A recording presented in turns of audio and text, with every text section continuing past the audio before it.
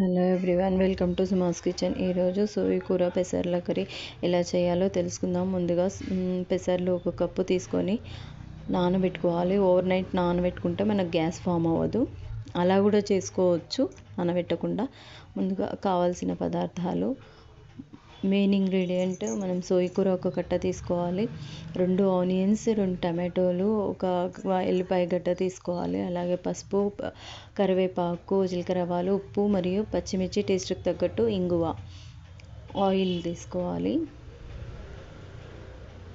కుక్కర్లో పెసర్లు నానబెట్టుకున్నాను కాబట్టి నేను ఓన్లీ 2 విజిల్స్ వరకే పెడుతున్నాను.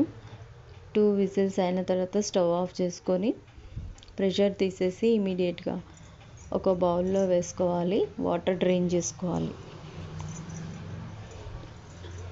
పెసర్లు వాటర్ సపరేట్ చేసుకున్న తర్వాత మనం స్టవ్ పైన ప్యాన్ పెట్టి ప్యాన్ హీట్ అయ్యాక ఆయిల్ వేసుకోవాలి. కర్రీకి సరిపడా నేను ఇక్కడ 2 టేబుల్ స్పూన్ వేసుకున్నాను.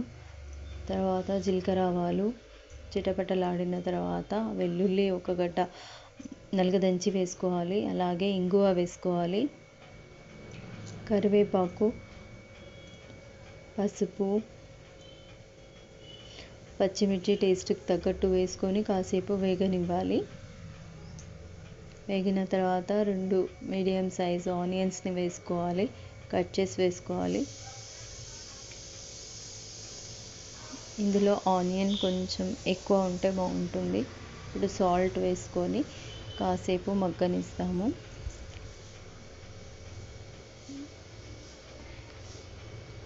ఈ కర్రీ చపాతీకి, రోటీకి, జొన్న రొట్టెలకు చాలా బాగుంటుంది.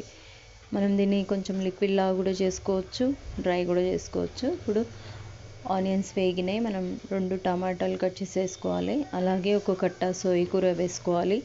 ఎక్కువ వేసుకోవద్దు, 1 కట్ట సరిపోతుంది. నీట్గా కడిగి సన్నగా కట్ చేసి వేసుకోవాలి.